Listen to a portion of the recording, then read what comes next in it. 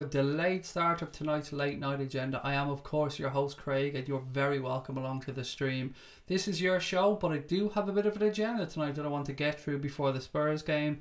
A couple of topics that I thought we could have a little chat about. What I tend to do on these shows, guys, if you're new to it, is I just kind of talk about the subject for a couple of minutes, give the people in the chat the opportunity to give their views and get them written out. Then I drop in, talk about their views, discuss the things they want us to talk about, and go from there. This is of course a Liverpool show, but we don't stick to Liverpool. We're not regimental with that one. We do welcome in fans from absolutely every club. You're more than welcome to drop into our chat, guys, and share the Liverpool fan experience with us. All we ask is that if you do come in, just treat the guys in the chat with respect, because they're a really great bunch. Luke, Will, Nabil, Tom, how are you guys? Doing things a little bit differently tonight. I've decided to bring the microphone in closer to me, hoping that improves the audio experience for you guys. Again, just playing around with a few things. How are we all? I have a couple of things I wanted to talk about tonight, guys. And the first one, so it's Spurs related, so bear with me. The first one is that we see that Dele Alli and Hugo One-Too-Many Lloris won't be playing for Spurs this weekend. Obviously, Ali is injured, and they say that Lloris is injured, but we all know what that's about. So they're out for Spurs, and then Heung-min Son is only coming back from the Asian Games. He's played something like 8 games and 26 over there, so is he going to be back a bit too early for them? So where I'm getting with this, guys, and excuse my wandering here for a second, but what I'm going with this is, we spoke earlier on about Liverpool perhaps on other streams, Liverpool getting that little bit of luck at times this season to make a genuine challenge for the Premier League title, and basically what I'm flirting with here is, are we starting to get those little bits of luck? Dele Alli out, Lloris out, Heung-min Son maybe out, but definitely not at 100%. And of course, we've widely seen it reported in the media this week that Harry Kane just isn't himself either. He hasn't had a rest in God knows how long, and I mean a proper rest here. He went right through the World Cup, had a couple of weeks off and came back in, but as has been stated by Jamie Carragher, Gary Neville and many others in the media, he looks absolutely shattered.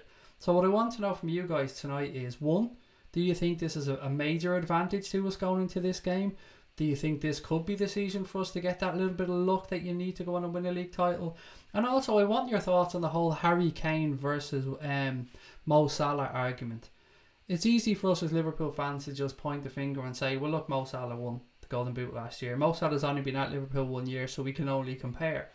To be fair to Harry Kane, he's doing it on a consistent basis. But what I want to know is, who do you genuinely think is a better footballer? Who would you rather have in your team at this moment in time? Would you rather Harry Kane, Mr. Consistency, Mr. 30 goals a season? Or Mo Salah, who, as we've seen, has only been in one season at Liverpool, banged in 44, 45 goals or something last year, and looks an absolute phenomenon. So look, let's try and take off our red tinted glasses here at times, guys. I know it's tough on this one, but I honestly would like to know, one, your opinion on the Harry Kane Mo Salah argument, and two, of course, I'd love to know how you feel about the fact that Dele Alli, Heung-min Son possibly, but definitely Hugo One-Too-Many Lloris is out as well for this game. So I'll jump straight into the chat now and see what your thoughts are. Our very own Nabil said, Craig, just something to make you hate Origi even more. We'll get to that one, buddy. I do have that on my agenda, so we'll skip past it. Yo, Craig, been on for a while, but I'm back tonight, said Ashley James. Ashley, great to see you, mate. Great to have you back with us. And Connor said, yay, notifications went out this time. Because we did a pod earlier on, and apparently, for some reason, YouTube and their infinite wisdom decided not to send out notifications. Which is really odd, because usually they do go out, to be fair. Morgan said, I think we can beat Spurs regardless, but this is the luck that we've needed, so I'm not going to complain. Patbot said, good evening, Craig, and hello everybody in the chat. And just touching on what Morgan has said, we did speak about this before. I remember having streams at you guys during the summer, and we were talking about the window, and we were talking about who was coming in. But one thing that kept coming up time and time again was, look, if you're going to go in the Premier League, one, you're going to need a bit of luck with refereeing decisions. But two, you're just going to need luck in general. And we've seen it. We've already seen those little bits of luck for us this season. Whether you look at the West Ham game and the goal that we got given that was clearly offside. Now, it didn't affect the result, or wouldn't have affected the result. But that being, it's still something that went in our favour. We've now seen that Spurs have 3 players out possibly for the game. Again, something that could be going in our favour. Hessa said, hello everyone, I've been so busy with university that I haven't been able to tune in regularly, but happy to come back. About the Spurs game, I don't want to jinx it, but I think we'll win. That's not jinxing a Hessa, that's just being positive, and we love positive on this stream. Nabil said, call me old school, but I don't like comparing the two positions. I get you, mate. We're not comparing like with like. I do understand where you're coming from. Mo Salah isn't a centre forward, an out and out centre forward, but he is Liverpool's main striker. To that extent, he's Liverpool's main goal scoring threat. You can come at me and say, well, Mane scored more this season. I get you, but if you're looking and picking out a danger man, I guess that's where I'm going with this. Which danger man would you rather have in your team? And who do you think is going to bang in more goals this season? Jurgen Klopp, our very own Jurgen Klopp, said, we need luck, and also we're a great team, but we do have to have that bit of luck. Bob and Dylan said, Craig, Logan Paul has been hacked. Look at his channel. I don't know what to say with this. I could tell you what I want to say, and what I want to say is good enough for the prick. Fuck him. But I don't know what he's been hacked and what's been put up there. So, as you've said, Bob and Dylan, if he's been hacked and there's some rather unflattering stuff up there, I don't know, mate. I will have a look later on, but I'd love for you to fill me in. So please do let me know. Excuse me. But then he retracted his message, so I don't know what's going on here. Thomas Boland said, fuck Harry Kane. How many of his goals were penalties last season? And many of his goals were actually his as well. We got to wonder about this. Many of his goals were his. Hello all, just finishing the earlier AA program, said Farrell. Thank you very much, Farrell. It was Joseph's first podcast, or first venture onto YouTube as well, so I think he did really well. I hope you guys enjoyed Joseph's contribution on the podcast earlier on. He'll be back, he'll be doing plenty more. Great beard, by the way. What a fucking beard. I mean, if ever there was a guy here with beard envy, I'm looking at that beard and I'm going, that motherfucker, what a beard. I thought Alisson had a magnificent beard, but guys, if you didn't tune in to the Anfield Agenda Cop Council podcast earlier on, check it out. Check out that beard. That beard is absolutely delicious. If you like your beards, and I'm going on about this beard a lot, but trust me, you won't be disappointed. That beard of Joseph is a thing of beauty. Morgan said, I think Kane is a technical finisher, but Salah has pace and skill finishing for me, so it's Salah all the way. Mossy Wassy said, breaking news 30 minutes ago, Liverpool in crisis as keeper out. Yeah, it's not really a crisis, Mossy. We'll get on to it later on. I do have it in the agenda. I wouldn't really call it a crisis, though, to be fair. The media do like to make things into a big deal, don't they? They want those clicks, they want advertising revenue, they want people on their fucking sites, but let's be honest, it's not that big of an issue. Mike, I can't make it this week, man. I can't get the money together to buy that turkey racing equipment. I've been trying, I just can't raise the capital, buddy. But look, keep in touch. I promise you, mate, if I can get the money together, I'll be back in for it. Because, I mean, who doesn't need a bit of turkey racing equipment? Mighty Lad is in. Brilliant to have you back, buddy. He said, I got what I wanted in the junior cert and I had a good celebration. That is fucking brilliant, mate. Well in. I'm absolutely chuffed for you. Genuinely was thinking of you. Had a conversation with the wife and I said, one of the guys in the stream was actually collecting his junior cert results today. I wonder how he did. But, well in. I'm fucking delighted for you, mate. Honestly, I am. Well done.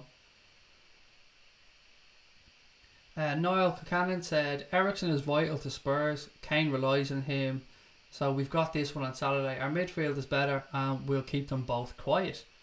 Nabil said, 100% Salah over Kane. That's because I prefer the pacey counter-attacking type of football. And I know we aren't comparing apples with apples here. I get what a couple of people have said. But for me as well, not being biased, I would much rather Mo Salah. I can understand why Spurs fans would look at this, laugh and say, look, Harry Kane consistently scores goals. He does. Be fair to the dude, he does. He does it year after year. And as an old-fashioned number 9 centre forward, Harry Kane, it's hard to better him. Let's be honest. Give the dude credit. But he's not Mo Salah. Mo Salah just has so many attributes to his game. Harry Kane ain't going to be worth a wank to you if you're on a counter-attack. If you're clearing a corner in your box, look at the damage that Mo Salah can do from basically inside his own half. They can both score goals, and Mo Salah scoring his goals from not a number 9 position. Yeah, he's a forward, he's one of a wide three, or one of 3 forwards I should say, but again, everything goes through Harry Kane. Mo Salah doesn't take penalties, which was another great comment made earlier on. Harry Kane does. So again, you can sort of compare the two, but one thing is for sure, I think it's fair to say that either of these guys are 2 of the best attacking players in the Premier League. There are plenty. The Premier League, we're blessed with attacking talent in the Premier League. Sergio Aguero, of course, as well. Our very own Sadio Mane. Lukaku, if that's your thing, if you like that style of football as well. Lukaku knows where the net is. Plenty of good talent. We've got Firmino, obviously Jesus. We could go on and on here, guys. Hessa said, Mo Salah for me, more assists, goals and better finishing in my opinion. The Spurs system is all about giving Kane the ball, so scoring is easier. Mo Salah doesn't score as many penalties as Kane either. And this is true. This is true. Patbot said, I missed the podcast, no notification. This is the trouble, mate. We did say this. We did have a bit of issue with the notifications going out earlier on for the podcast. And sadly, they didn't go out. But hopefully we'll get them sorted. And they seem to have gone out for this one. So fingers crossed we get lots of people joining in. Yep, I still can't change my name back, said Nabil. Not yet, mate. Matthew the Day said, hi Craig, predictions for Tottenham, first goal scorer and the same for PSG. Well, mate, with the PSG we'll get into a little bit later on in the stream if that's okay, because I have it down here on my agenda. The Spurs game, buddy, I'm going for 3-1 to the Reds. I've been saying that scoreline for the last 10 days, so I'm going to stick with it. But do let me know yours, mate. I'd love to know how you're seeing this one. Did you see the PSG have a special Air Jordan kit for the Champions League? I was wondering what that was about, Morgan. Somebody mentioned that earlier on when we were doing the podcast. I glanced into the chat and I seen somebody mention that. No, I haven't, but we'll get on to PSG a little bit later on. But thank you for letting me know about that, because I will have a Google of that and see what it looks like. So guys, as I said earlier on, I'm going to mention this a couple of times through the stream as well. If you're a fan of the sweet science like me, if you're a fan of boxing, then we hope you can join us for our first non-Liverpool watch along. So I'll be here to do a watch along of the Canelo Triple G number 2, the rematch after Canelo somehow got a draw against Triple G in the first. Triple G won that in my eyes hands down, but I'll be here doing a watch along of that one on Saturday night. I hope you can join us for it. And we've been doing a little bit of testing as well. I'll show you now just to show. See, look, there you are. Whoa, boxing background ready to go for the weekend. Yeah, so there it is. That one all done, ready to go for the weekend. We hope you can join us for that one, of course. Canelo Triple G2. Really good fight to look forward to. First and foremost, though, I will be here on Saturday for the Spurs game. We'll be doing our watch along as always. Hope you can join us for that one. We'll be starting at about 12 p.m, possibly a few minutes earlier, but cannot wait to get back to see the Reds in action and to share it with you guys and do a bit of commentary, because I'm enjoying a little bit of commentary as things go, or time goes by. It's tough, not gonna lie, but I'm enjoying it. Connor said, seen people debating earlier who's the better striker, Aguero or Kane. I'd say Aguero, mate. I would say Aguero. If you could give me Aguero's fitness and you can give me a fit Sergio Aguero, I'd go with Aguero. I think he's just pretty much the complete centre forward. Love the guy. Really big fan of Aguero, if I'm being honest. And I'd sound like I'm underrating Kane there, and trust me, I don't. I really think Harry Kane is a quality player, and I didn't think as much of him until I seen him live, and I realised, you know what, he's a big unit, he's got a good touch, great vision as well. So I do rate Harry Kane, but I just think Aguero is on a different level. When he's fit and firing and ready to go, he can score 3, 4, 5 goals in a game. Like, he's that damn good. Nabil said Kane is the better goal scorer, but Aguero is the better player. So then who's better? I suppose that's still the argument, Nabil, isn't it? Who's better, mate? Who would you rather have? So we'll talk about Spurs for a few more minutes, guys. Go through a few more of your comments, but I've lots and lots of stuff I want to get through tonight in the agenda. I've started to structure the streams a little bit more.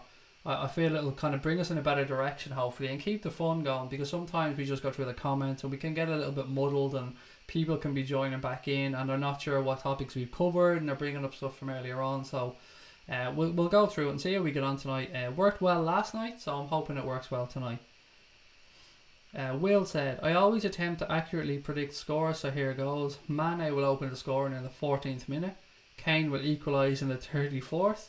Salah will bang one in the 58th, in off the crossbar, he said, and then Milner with a penalty in the 86th. Nice. If that goes in, man, I say put a few quid on that. If that came in, you were absolutely fucking minted. If that came in. Damo said, nice ring, mate. It's actually the ring from the T-Mobile Arena, Damo, which is where the fight's going to take place on Saturday night. And thankfully, for us Europeans for once, we're not going to have such a late finish. I think they're going to be doing their ring walks around 2:30, I think, which is pretty reasonable for a big Vegas fight, particularly over on this side of the world. We usually have a 5 o'clock, something like that, 4:30, 5 o'clock. So good to see they're gone a couple of hours earlier, trying to cater to that European market, I suppose, and try and get a few more pay-per-view buys. Nomad said, "Hey guys, good evening, how's everyone doing? Just popping in with some positive vibes and to tell everyone that they're special, up the fucking Reds." Beautiful stuff, Nomad, man. Keep that coming. I love that. Keep those positive vibes coming. We love them on the stream, mate. Well in. Screenshotted and locked in, said Nabil Fakir. Aguero's overrated. Underrated. I'm fucking blind, excuse me. I was reading that, my brain wasn't processing it. Aguero is underrated, excuse me, said Mossy Wossy. God, if we're underrating him, how good is he? I don't underrate him, I can guarantee you that one. I think he's absolute quality. The Raptors in the house. How are you, sir? He said, not too well at the moment. I have some rendering going on, so take care, Craig. That's 2 streams with the same top. What the fuck is going on? I'm not getting changed in between an hour-long stream, buddy, for fuck's sake. That means I have to get up, jump over a few things, make space, cram through the wardrobe, get in and get another top. Nah, not tonight, man. Nah, we'll go with the same top. Nabil said, mental to think Aguero has only been in the Premier League team of the season once. That is fucking nuts. How long has he been in the Premier League? And we've only seen him once in the Premier League team of the season. That is crazy. Anthony Peter said, good evening, Craig. Just watched the clip on here of Phil Neville talking about Salah. He seems to believe Kane will challenge for the Golden Boot and Mo will be lucky to hit 20 this season. Obviously, I disagree, said Anthony. First and foremost, I tend to ignore everything that fucking idiot says. Of the Nevilles, I mean, when you're the worst Neville, and I'm including his sister in this one, when you're the worst Neville, like, you know, just ignore the cunt. But with regards to Kane challenging for the Golden Boot, yeah. I mean, you have to believe he will, because he's always there or thereabouts. Mo to hit 20 this season, I honestly don't know where I am on this one. I think he'd hit more than 20, if I'm being honest, but Sadio Mane really seems to be in form and hungry this season, so I, like a couple of Reds, believe that Sadio Mane could be really challenging Mo Salah for the top goal scorer at Liverpool this season. And that's a beautiful thing. We want the goals to be spread out. We don't want to be over-reliant on one player. So if he does score 20-25 this season, I've no doubt that Mo Salah will still have a massive influence over this Liverpool team and our season. But fuck Phil Neville, man. He never has that nice to say about Liverpool. The guy's just a prick. Nomad said, I've always wanted to make a big entrance in my life and saw a chance and took it. There you go. Love it. Keep it coming. And as well, a lot of people in the chat saying get well soon Raptor, which of course I echo. Sorry to hear you aren't well, buddy. Hessa said, Lucas Moura is on great form so far. I'm more scared of him than I am of Kane. Kane looks lethargic, unmotivated, and perhaps after the international break a bit insecure as well. That's fucking great news. That's absolutely great news. You're spot on, but I don't think he's on his own. I think some of our players haven't quite gotten over pre-season yet. As Klopp has said himself, Liverpool still seem to be in pre-season mode, but Harry Kane not fit and firing, Dele Alli out, Hugo one too many, Lloris not playing, and of course Heung-min Son possibly in the squad, but coming back from playing 8 games in 26 days for South Korea in the Asian Games, which of course they won, so congratulations to them for that one. But that's a lot of football being played already this season for Son. Morgan said, it's been 4 years since Adam Lallana made his debut. My God, how time flies. It really is. And Connor said, Phil Neville's a nonce. I mean, there you go. That's YouTube talk, isn't it? That's the internet talk these days. Guys, I want to push this conversation on a little bit to something that caught my eye earlier on. It's something that some people have really strong feelings of. I'm kind of not really bothered either way, probably because I'm not educated enough on the subject to have strong views, but I want to share this with you anyway because it's something I've seen on Sky earlier on. So FIFA are considering capping the number of players a club can send out on loan. Reports coming out of Germany seem to suggest that they're looking to cap this number at around 8 players. So basically a club can only send 8 players out on loan. You may be saying to me, do you know what, 8 players, that sounds quite reasonable, that sounds like a fair amount. Well, Let me put it to you like this. As an example, Chelsea currently have 40 players out on loan, including players from the under-23s who they've loaned out. So if FIFA are talking about limiting it to 8 from a club, and Chelsea currently have fucking 40 players out on loan, 5 times the number that they're talking about here. So really interesting to see how you feel about this one, guys. Really interesting to hear your thoughts on this situation. Are clubs just stockpiling the best young talent? Is this having an effect on the lower leagues? Is it having the effect of development of English players perhaps coming through the system? Really like to know your thoughts, because Chris has spoken very eloquently on this subject before. Chris, of course, is, you guys might not know this, but Chris played at a decent level as well. I played at a decent level, but over here in Ireland. Chris played through the likes of Port Vale and stuff, so he has a good bit of knowledge, and he knows a couple of people who have gone through that system as well. So 8 players maximum that they're going to allow clubs to loan out. And again, Chelsea, 40 fucking players out on loan. It sounds crazy saying that, it really does, but it's interesting to see what they're going to do with this. When last night we were speaking about agents, and we spoke about the regulation of agents and things, and people had really strong feelings on that subject. So I hope tonight the same kind of thing happens with this one. Look, we're no strangers to loaning players out ourselves. Liverpool have loaned out plenty this summer. Rangers have taken quite a few of them. We've often seen clubs loan out players to lower leagues to get these guys game time in English football. Some, of course, loaned out to European leagues as well. But 8 from 40 would be some cut, wouldn't it, for Chelsea? And look, Chelsea aren't the only ones at this. Lots and lots of top-level clubs have a shitload of players, and a lot of players that have just been bought and immediately sent out on loan. From Chelsea's perspective, I suppose it can be a little bit different, because Chelsea have been the masters at making money from this. So they buy in the young talent, they send them out on loan, often to clubs in not Germany, in Holland, if memory serves me correct. So these players get some experience in the Dutch league, then they get moved on for a profit, and it turns the wheels, greases the wheels of Chelsea, gets a few quid in the door for them. So I'm going to jump into the chat now, see how you guys are feeling about this one. Thomas Boland is saying likes, baby, likes. And of course, if you are watching the stream, guys, don't forget to hit the like button. If you haven't yet subscribed, please take a minute to do so. And Damo's like, stop, collaborate and listen. Damo's back with a brand new invention. I could have kept going on there. I wanted to keep going on there. Part of me was going full on Vanilla Craig there, and I just wanted to keep going. Connor said, a bit of shameless self-promoting here, but his Mo Salah t-shirts, he has a link in the chat there if anybody wants to have a look at them.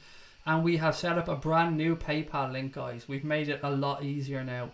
We've gone, as you can see here in the chat, if anybody does want to buy us some Diet Chav, or perhaps buy myself and Connor a cup of coffee, or keep the stream going, you can do so at paypal.me/Anfield Agenda. It used to be different, but we've changed it today. We've set up a new one. paypal.me/Anfield Agenda. Will said, so UEFA are basically proposing that youngsters will get less chances and not be able to grow into good players in good leagues. RIP Chelsea. I'm not quite sure that's what they're saying, Will, but it would make a massive change to Chelsea's whole structure, wouldn't it? If they're turning a profit on loaning out young players and giving them experience, and look, some of them might be coming back to the system, but Chelsea have a record of getting rid of some players. Like, look at Kevin De Bruyne, for instance, one that got away at Chelsea, who I'm sure they'd love to have back now. And I keep coming back to Chelsea, but Chelsea are not the only club at this. As you said, Liverpool have sent out players, United have sent out players, Manchester City, Arsenal, all the top clubs are at it, West Ham. They send their players out and around Europe to get experience because they feel it's too dangerous to give them experience in the Premier League. Is that right? Is that wrong? Will this force clubs to start giving youth a chance, or will it merely just mean that there's going to end up being less professional footballers bought by English clubs? Again, going to dip into the chat to see how you guys are feeling about it. Kang Ozzy said, make it simple. If you loan out a player, that player should be a long-term contract, and then clubs wouldn't be so keen to loan them out. So make it simple. If you loan out a player, that player should be on a long-term contract. Now I get you. I was wondering where you were going with that one. So you're basically saying a loan should be an extended period, mate. It shouldn't just be 6 months to a year. It should be 2 or 3 years, perhaps. Megan Onke has joined us. Said hello, girlies and guys. How are you? Dele Alli and Hugo Lloris are out for the Spurs game, said Owen Jones. We did cover that, buddy, at the start of the stream. So for those of you just catching up, Dele Alli and Hugo One Too Many Lloris are indeed out for this game for Spurs. And Hyung Min, or Hyung Min Son, I'm not sure which way you pronounce that, is of course coming back from the Asian Games, where he's played 8 games in 26 days for South Korea as they won the Asia Games. So a few headache selections for the gaffer there for Pochettino, but you know what, fuck him, not our problem. We look like we've got a fairly fit squad to choose from. We can have a little chat about the Origi incident, and we will get to that later on, guys. I'm not forgetting about it. Hessa said, I'm not sure about the loan deal. How many players do we have out on loan currently? I don't know the number off the top of my head, Hessa, but it is more than 8. That much I can say with certainty. It's more than 8. I haven't really had time to process this, if I'm being honest, and think about it properly since I read it earlier on. It's interesting though. I'd love to see somebody who has expertise in this, and hopefully somebody in the chat here has a really strong opinion on it, because I'm always willing to be educated on these things, and I'm sure there's somebody in our chat group who has either played at a high level, been through that youth system, or has relatives who are, you know, players that have been sent out on loan. Connor said, will Chelsea have to sell off all the other players then, or keep them as unregistered players? Again, mate, I don't know. That's a really good point. I don't know is the fucking honest answer.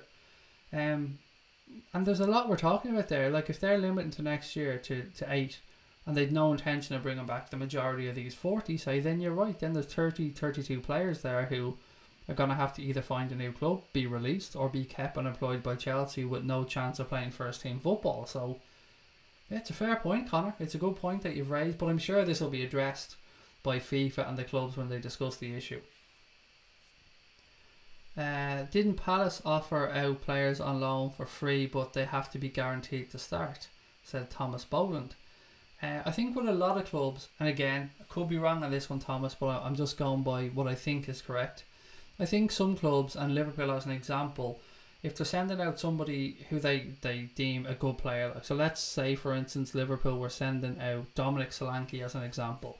So if Liverpool were to loan Solanke out to pick a club, anyone, Crystal Palace, you've said Palace, so let's go with that.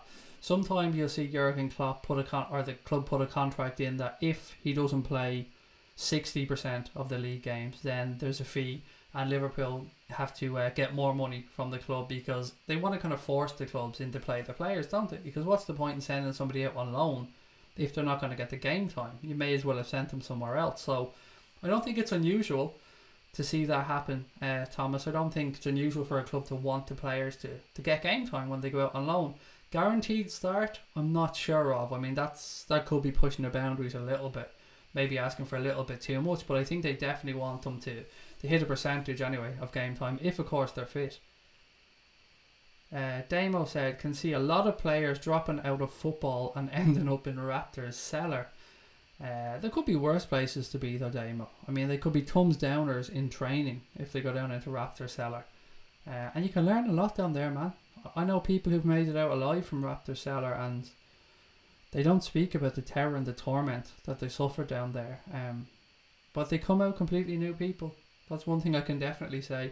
And I'm sure there's some people watching this going, who the fuck is Raptor? What is this cellar they're talking about? Are these guys losing the fucking plot?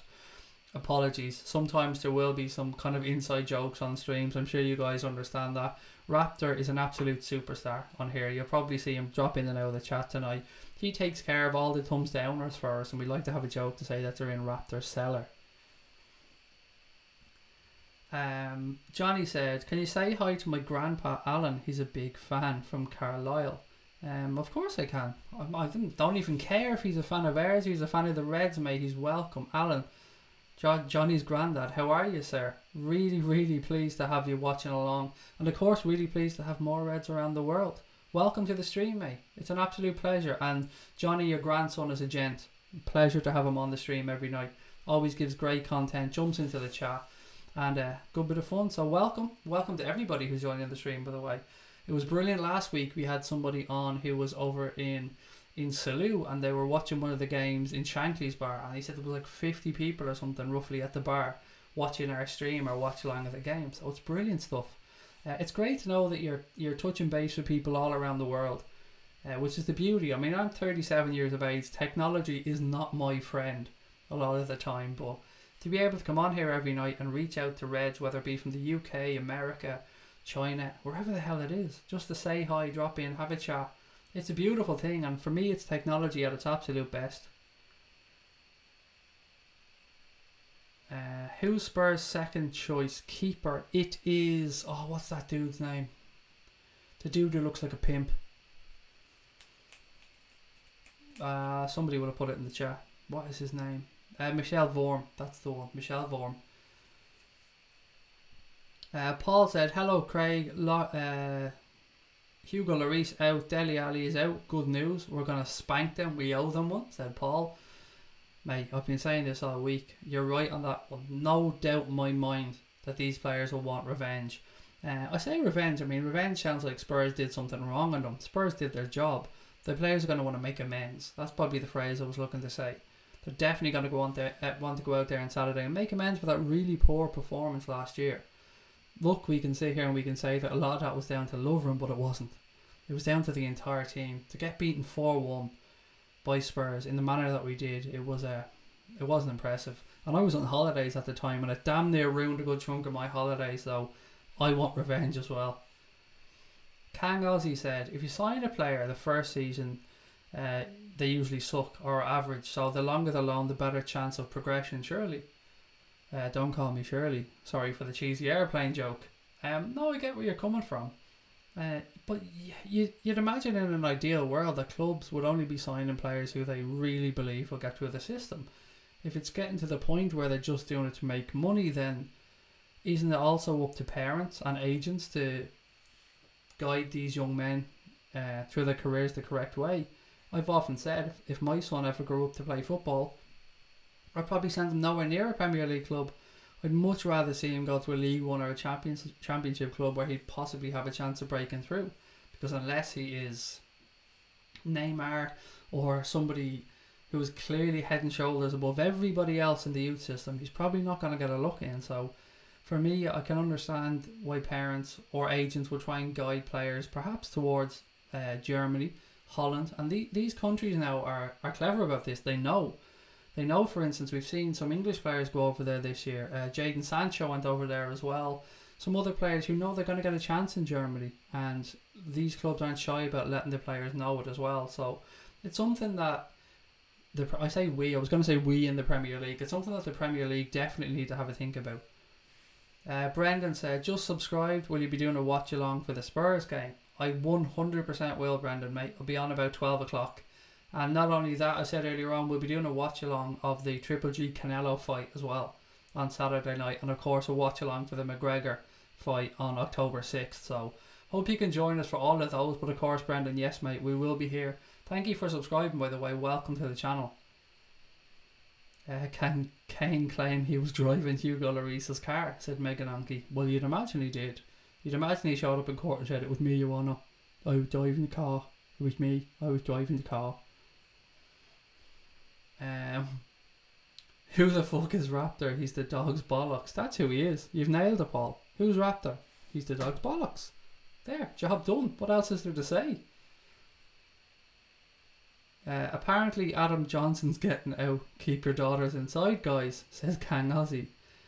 Look, we don't want to open that wormhole, man. We don't want to go back down that whole Adam Johnson. The fucking jokes around that Adam Johnson thing. There were some absolute beauties at the time, but look, if he served his time, if he gets out, then, you know, best of luck to him. Right, we'll move on to what we touched on earlier on. A lot of people in the chat have been saying the incident around Divock Origi and young Caoimhín Kelleher, which, by the way, for any non-Irish people, is how you pronounce the young guy's name. It's Caoimhín, which is Irish for Kevin. So it's basically Kevin Kelleher, but it's Caoimhín Kelleher.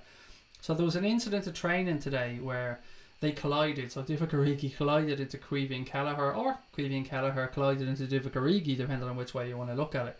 But the long and short of it is, guys, that Caoimhín Kelleher took a bit of a knock in this and looks like he could be out for up to a month. So you might say, well, Craig, that's okay. He's only, you know, backup third choice goalkeeper. Yes, he is, but bear with me. Didn't Simon Mignolet come back from international duty after picking up a knock on his hand? So it's not 100% certain if he'll be on the bench. It's looking positive. It's looking like he might be. But if Simo Mignolet can't make the bench, and Queeveen Kelleher is now out as well, then it falls on young Grabara's shoulders to be Liverpool's backup keeper for the game. And look, this could work out absolutely fine. 99%, our goalkeeper is going to have no issues. Alisson will be in goal. We won't need a substitute goalkeeper, but if it does happen, we could have young Grabara going in. And look, I have every faith in the young man. But it is funny how fate can change your hand very quickly. Let's just imagine for a second here that Alisson picked up a little knock and he had to go off. And Grabara comes in, has a fucking worldie, saves a penalty, saves a couple of shots from Lucas Moura, keeps Liverpool in the game, and we go on to pick up a horrible, shitty 1-0 win that we didn't deserve, but we got because of Grabara being excellent. That could make his entire career. That could push Simon Mignolet out the door. It could push Grabara ahead of Queeveen Kelleher. How many times in football have we said that sometimes it's just a bit of luck? It's a bit of luck being in the right place at the right time. The cards just fall your way. Will this be that time for Grabara? I don't know. I don't know, guys. But do you know what? Both those young men, Grabara and Queeveen Kelleher, two very, very good goalkeepers, I have to say. What we've seen of them in the summer, excellent. Particularly with Queeveen Kelleher. He has massively impressed me. Look, you can call me biased because he's Irish. I fucking am. Let's be honest, I am. But when he signed a new contract recently, I was happy. I was really happy because you don't have to have a sexy keeper from Brazil. We fucking have one. And my God is he sexy. And my God is he from Brazil. And my God, what a beard. But there's nothing wrong with bringing through a Queeveen Kelleher as a backup goalkeeper. There's nothing wrong with having a Grabara. These young men have to get a chance in life. They have to get a chance at the football club. I'd much rather give Queeveen Kelleher a shot than Simon Mignolet, who has already had plenty of time at Liverpool and hasn't succeeded. Look, he hasn't been the absolute worst in the world. Everybody knows my opinion on Mignolet. I'm not a fan. But if we were to play a cup game now and we were to play Chelsea in the Carabao Cup, would I rather Simon Mignolet get a start or would I rather Queeveen Kelleher? Of course it's Queeveen Kelleher. Why would I give Simon Mignolet an opportunity? His future is not at the football club. Simon Mignolet wants out. Liverpool will move him out eventually. So I would much rather give that time, that game time, that experience to a young goalkeeper who we clearly have faith in if we're after signing him on the new deal. So look, I want to go into the chat and see how you guys are feeling about that incident on the training ground. Divock Origi, huh? You can't get rid of him and he's already taken out the goalkeepers in training. I'll leave it to you guys to make the jokes on this one. I'll leave it to you guys to let me know how you're feeling. What's your favourite Rocky film? Man, we'll get to that later on. We can definitely talk about that in the last 15. I could talk about Rocky for hours. So I'm all up for having that one for the last 15. Paul said, the watch along, Craig, will there be punditry from Lucas or at least an appearance? I don't think so on this one. Possibly the one after. This one I'm going to be still where I am now for the watch along. Whereas I'll be setting up in the living room going forward. I think Lucas might be going swimming on Saturday morning anyway, Paul, so I don't think he'll be here. Kane spits on his girlfriend's face when he said her name. His wife now, Harry. They're married, don't you know? So it would be his wife he'd be spitting on. Connor said the Adam Johnson chant is iconic. Again, something I'm not going to be singing on here. God, that whole issue was fucking not hilarious, of course. No, that's not the right word. The treatment of him in particular was hilarious. Mundo Sporto by Manuel Labor is in FIFA 19, said Mossy Wossy. Well, of course he is. Why wouldn't he be? Manuel Labor and Mundo Sporto are the one-stop shop for your transfer and football news, so I absolutely have no doubt that they should be in FIFA 19. And you know what, guys, I've even done a little bit of research about FIFA 19, and you guys know I'm not a gamer, but I went and said, you know what, FIFA 19 is out. Well, I think the demo is out and FIFA 19 rankings have come out, so I'll get to that later on. I did a little bit of research. You'd be proud of me on that one because I know we've a lot of gamers that watch the stream. Paul said, I bet Origi was to blame. Being a senior player, the guy's got a chip on his shoulder. Do you know what? I've got to be honest, Paul. As soon as I heard about the incident, my first thought was fucking Origi. Fucking taking out the goalkeeper. The fucking useless prick. What was he doing? How dare he take out young Queeveen Kelleher? And I've got to be honest, man. This is before I knew absolutely anything about the incident. Anything at all. I was still blaming it. In my eyes, it was definitely Origi's fault. Kang Ozzy said, let's not forget Alisson is not injured. Thank Fowler for that. Yeah, exactly. If Alisson was injured, then we'd be having a serious fucking conversation here, guys. Excuse me while I just have a quick drink. The joy in your voice when you said push Mignolet out the door, said Ryan. I can't hide it, Ryan. I'm not even going to try and hide it anymore. I will support him if he plays on the field. But when he ain't on the field, I don't want him anywhere near us. Not a fan of Simon Mignolet. He's had his chance. He just has a head, man, that, I don't know, just me, but he's a head that I just want to get a paddleboard and slap. Yeah, but look, I've had enough of this. I've had enough talking about him. I want to stay happy. I don't want to go on a rant. I'm going to try my best tonight not to go on a single rant. I didn't jump on a troll last night either, so I'm learning, guys. I'm trying to learn as I go along. Again, the goalkeeping coach is something we'll touch on, Cameron, at the end of the stream, buddy. I have it on the agenda. I bet they call Alisson Boris in the changing room, said Megan Onke. I took an injury to Moreno to give Robertson a chance. He's now the best left back in the league, said Brian King. Excellent point. Often at times it is that, isn't it? It is an injury to a player. It could be a freak injury. Could be anything. Could be circumstances. So many times people get that break. They get into the team and their careers are made. It's a fucking beautiful twist of fate in football at times. This one, it will be tough to have, you know, if Alisson was to get injured. But look, it's not going to happen, you know. But it is nice to see that we do have those two good young goalkeepers there, although one of them taken out today by Divock Origi. It is nice to know that we've got a couple coming through. And of course, we've won out on loan at Tranmere as well.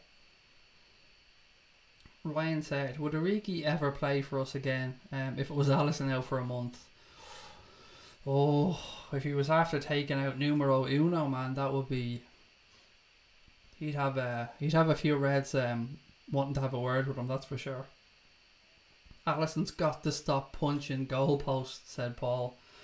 I would more rather that he stop trying to do fucking Cruyff turns in his own 6-yard box when a player's bearing down on him. Like, if he's going to do them, at least give yourself a bit of space for error, man.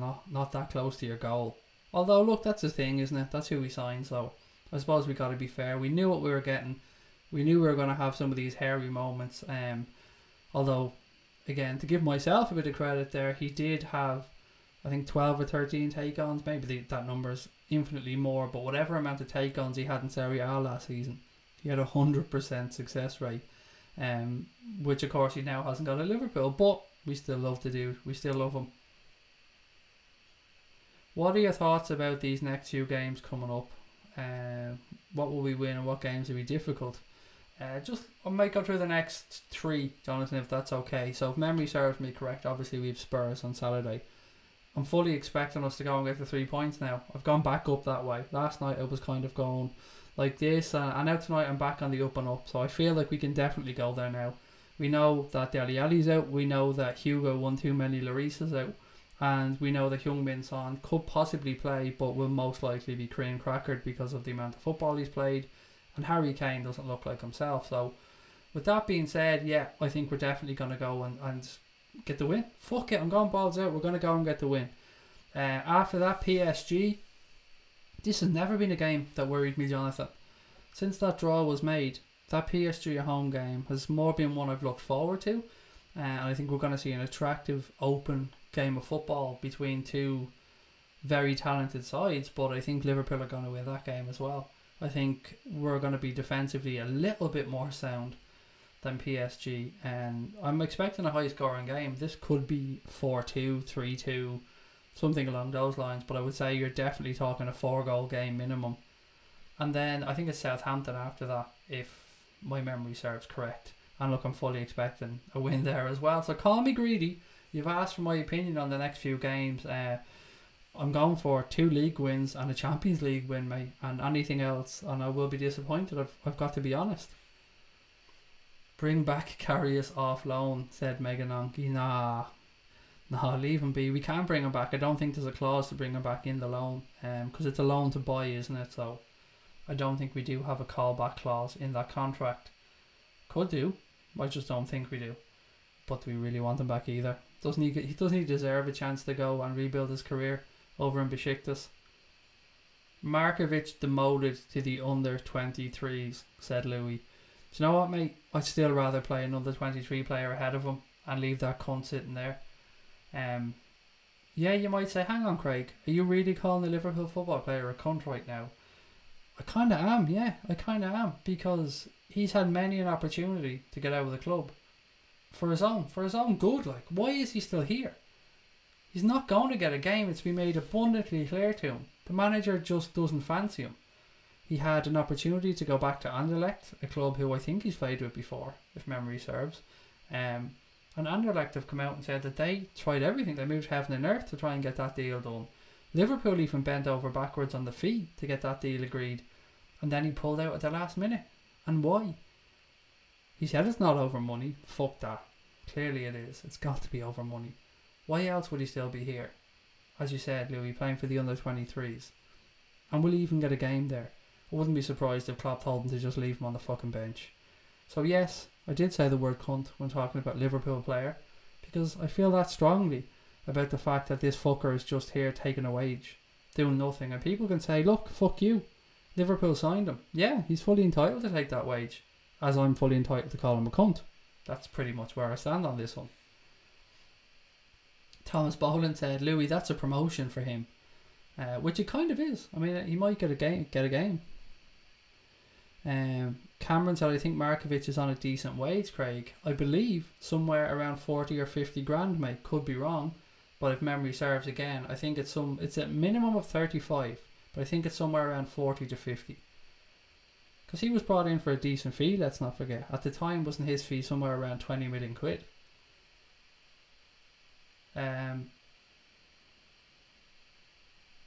Damo said, in case we forget, Manuel Labor predicted the collapse of the Nabil Fekir deal way before anybody else on the entire flat earth. I think Manuel Labor reads tea leaves. Well, look, we can let you know, Damo. The truth is that our own Nabil Fekir let us know about that a little bit early. He said, look, lads, I've been talking to Klopp. I've been talking to my agent. It's just not going to happen.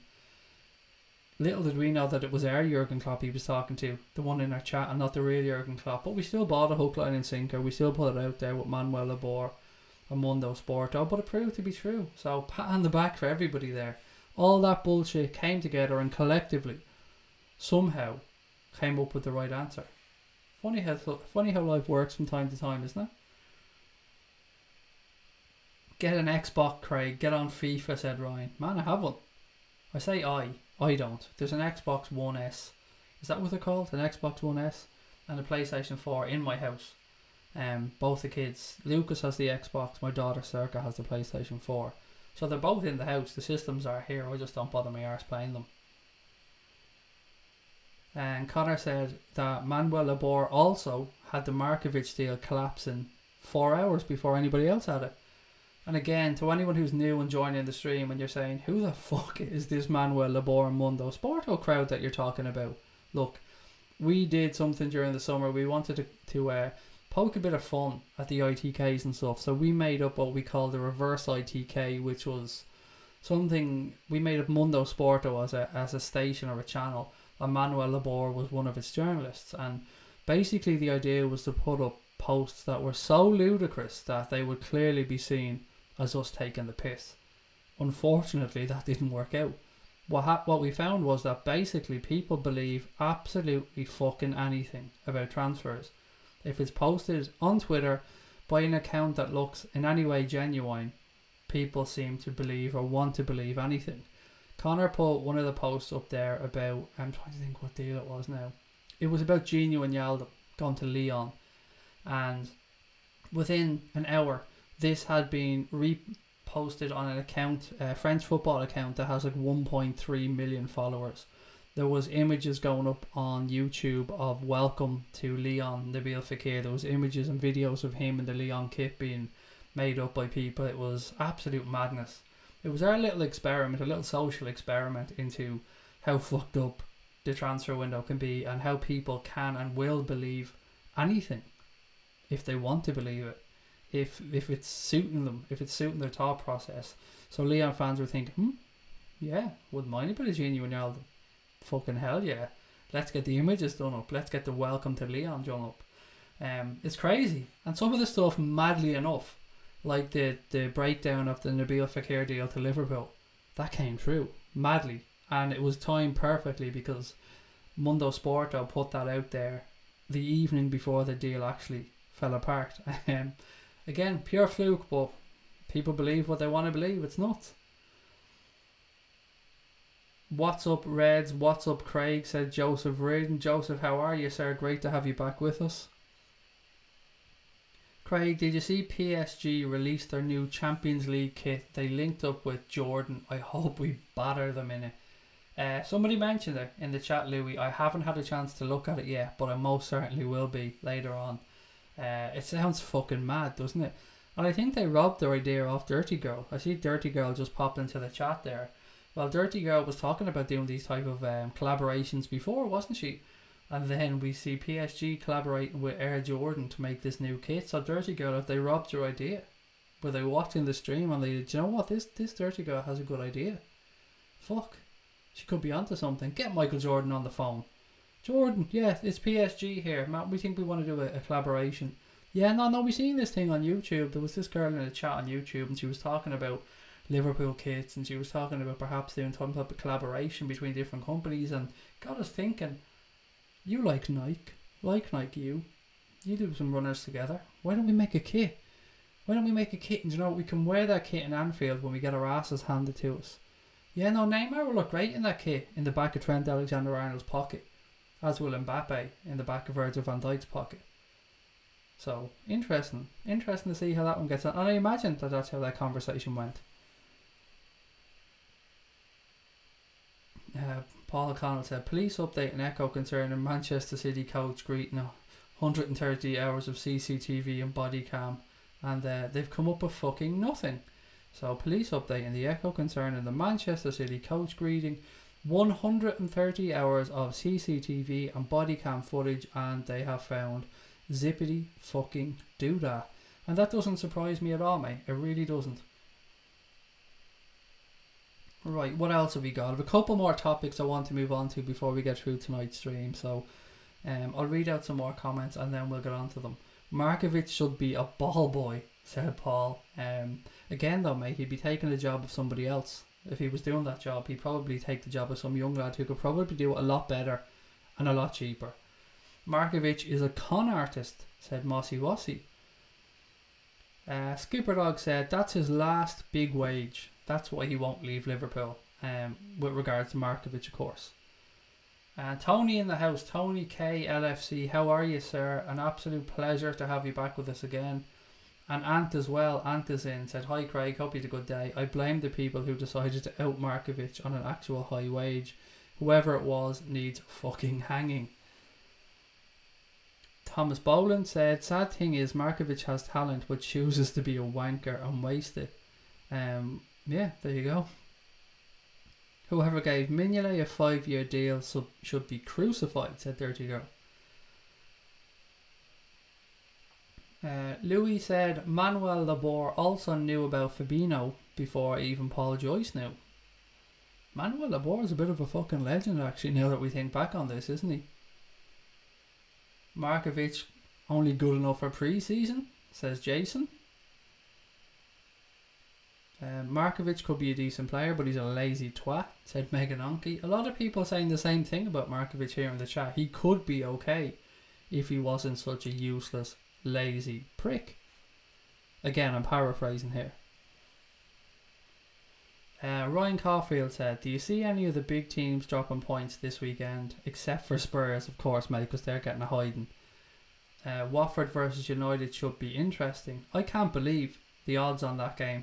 The Watford versus Manchester United game, Ryan.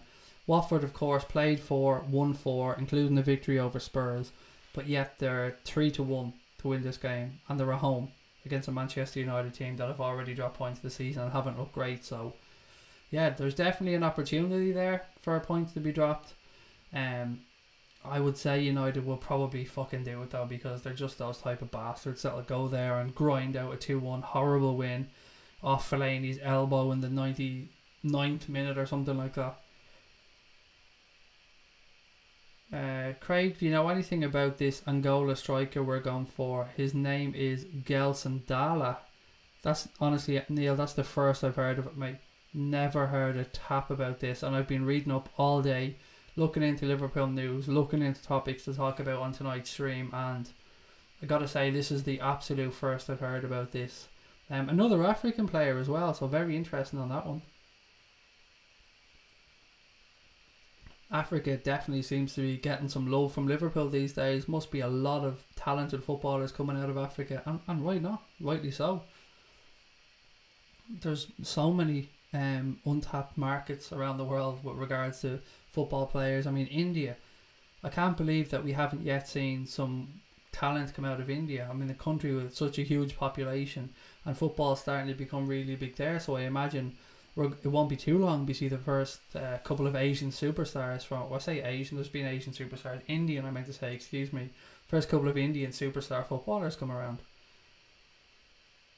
Markovic should be cleaning our local parks, not picking up big wages for doing a ghost impression. Mossy Wassy said Liverpool did a special kit for the Champions League as well, but we did it after winning the big ears. Damo said, can see Liverpool collaborating with Conor McGregor for a limited edition kit. The shorts look a bit painful though. Oh, I'd be very interested to see what that McGregor kit would look like. I'm just trying to play through some things in my head now as I'm reading this out. Right, so guys, as I said, I had a couple of more topics I wanted to talk about. And actually you guys could give me some feedback and perhaps help me out if that's okay. So you can see on tonight's stream, my microphone is here. Usually it's not in shot, usually I have it away from me. But I wanted to test having the microphone a little bit closer to me to see how you guys felt, to see if it sounded better to you guys, to see if it cut out some of the background noise perhaps, if it was a little bit more clear. So I'd love to know how this is coming across to you guys. Let me know if you prefer it this way or if you preferred it the other way where it was a bit further away from me. I'm hoping that this way is a bit clearer. So again, if you can let me know in the chat, that'll be absolutely great. And of course, don't forget to give us a thumbs up, guys. Don't forget to hit that like button. And if you're watching for the first time, don't forget to hit that subscribe button. Right, so what I said I wanted to have a chat about was, somebody mentioned earlier on FIFA and asked me did I play FIFA, which I don't. I'm not a computer games person, but I have seen that there's been a little bit of a snub towards Liverpool players on FIFA, and two in particular I want to have a chat about. So the two that I've looked up and seen about was, of course, Naby Keita is the first one I want to talk about. Naby Keita has got some, in my humble opinion, absolutely fucking ridiculous scores on FIFA. So his defensive rating is 64. 60 fucking 4 out of 99 for Naby Keita. FIFA, come on. Get your fucking shit together. Even I, a non-FIFA playing person, no. 64. 64, you fucking clowns. Get your finger out of your ass. Physicality and pace, 68. 68. Is this because the dude's small? Because I can fucking guarantee you he's a warrior. This dude has an engine on him like I don't know. Like, physicality and pace, 68. Again, fucking ludicrous. Like, that's a bang average score. A bang average score. And you cannot tell me that Naby Keita is an average player. And so the final one, guys, and this gets a little bit better, but still not great. Passing at 78. You know, this is a player that sets up a shitload of goals. This is a player that links the play very well. 78, it's getting better. It's a much better number than we spoke about the 64 a few minutes ago, but overall, guys, come on. FIFA, get your shit together. Look at that again. 64 for defensive rating for Naby Keita. 60 fucking 4. Fuck off. Seriously, just fuck off. That's nuts. I want to move on then to an up and coming player at Liverpool, young Ryan Brewster. And the reason this started today for me is because I've seen Ryan Brewster's post earlier on, and I thought to myself, you know what, fair play to the young man. I like the way he took the news. I like the way he put the post out. So Ryan Brewster has been given a 60. Yes, you heard that right. A A 60 in shooting. A 60. Again, a fucking joke. An absolute joke. This is a young man who has lit up, won a World Cup, lit up, top scorer, known as being one of the most promising young strikers in Europe, chased by many of Europe's top clubs. Melissa Reddy wrote an article on this during the summer saying that the queue was out the door to try and bring this young man in. He's known as one of the hottest talents in Europe. But yeah, he gets a 60 from FIFA 19 on shooting. I love the way he took it though. He said that 60 shooting will be an 85 by next season. Believe that. And you know, I love that positivity from the young man. So well done to him. So I want to dip into the chat now. I have to say, I'm not a FIFA person, guys. For me, this was a dip into the unknown to have a look at these. But those ratings, to me, in my humble opinion, seem absolutely fucking ludicrous. I know so many of you are gamers, so I'm going to drop in just to see what you're feeling about this and what your thoughts are. PES sponsors Liverpool, so I think that has something to do with FIFA giving us bad scores, which is a good point. Ryan, it is a good point. Liverpool, of course, are in a deal with Pro Evolution Soccer, so maybe they could be petty. They'll say they aren't, but possibly they could be. You could have it right. Brian said, I've been watching from the beginning and I didn't even notice the microphone. I seriously need to visit Specsavers. Louis said, Sanchez got a higher rating than Mane. I'm done. I'm just trying to look for a few about the microphone. It's good. It's grand both ways. See, Skipper Dog, that isn't... It's grand both ways doesn't really help me. I need to know which one's better. Mossy said, didn't spot it until you pointed it out. It sounds good. Paul said it sounds cool tonight, grand. So that means it's okay. At least it's not too loud or it's not interfering with you guys in that sense. So we'll go with that one. Connor said, Keita should have had at least 77 for pace. Keita got robbed, said Louis. Whoever made it must be a mank, said Meganonki. No, it wasn't Meganonki. It was Joseph Reardon, excuse me. Owen said, I personally think Salah and Mane are underrated on FIFA. Naby Keita and Tony Kroos have the same pace, said Connor. And Vinny said, good evening, Reds. I've liked this stream. Thank you very much, buddy. Much love for that one. Umtiti rated higher than Varane is a joke too, said Connor. You know, I've got to admit, it is. Varane is infinitely a better defender than Umtiti, so for him to get a lesser score is a bit fucking ridiculous. Lord of Decay said Fabinho was apparently just as good as Van Dijk, both at 85. Okay, fair enough. 85 for Van Dijk, okay, fair enough. No, there's nothing wrong with that. No, nothing at all. Pez has always been better, said Meganonki. There you go. Absolute loyalty, mate. Love it. Skipper Dog said, very low scores, but our chairman used to be the boss of EA. He is, and I think I'm right in saying this, I think he was at EA when they started doing the in-game purchases and stuff like that. I think he was part of the team that introduced them into gaming, so brought in an entirely new revenue stream for gamers. It used to be you just sold FIFA and that was it. They sold the game, you got the money for that, but now of course they've got so many, and I don't even know half the things that you can buy on FIFA, but I know you can spend a shit ton more money. Trent at 78 is a joke, says Niall Concannon, as he starts ahead of Klein, who's rated higher in FIFA. Mossy said, I've seen Brewster's post as well. Some players will be pissed off, but Brewster says, watch me next season. It's quality, isn't it? It's quality. I did do a retweet of that one from the Anfield Agenda account and say I love this from the young man. Love that type of positivity and backing himself. And he could have sulked about it, as you said. He could have been a spoiled little prick, but he wasn't. Took it and said, do you know what, fuck you, I'm going to better myself. You're not going to be able to give me such a shit score next season because I'm going to be banging them in. That 60 will be an 85. Well in, Rian Brewster. That's exactly the type of attitude you want to hear. Ryan said, can't wait to see Brewster when he comes back from injury and Klopp will give him some game time next season. Hopefully we beat Chelsea in the League Cup because that will mean he'll get more game time. Pat Bott said, he's not holding back here. He said, I don't give a fuck what FIFA says. It's only a game. The mic sounds fine tonight, by the way. And Cameron said, I think Keita should have got 80 or 82 for pace at least.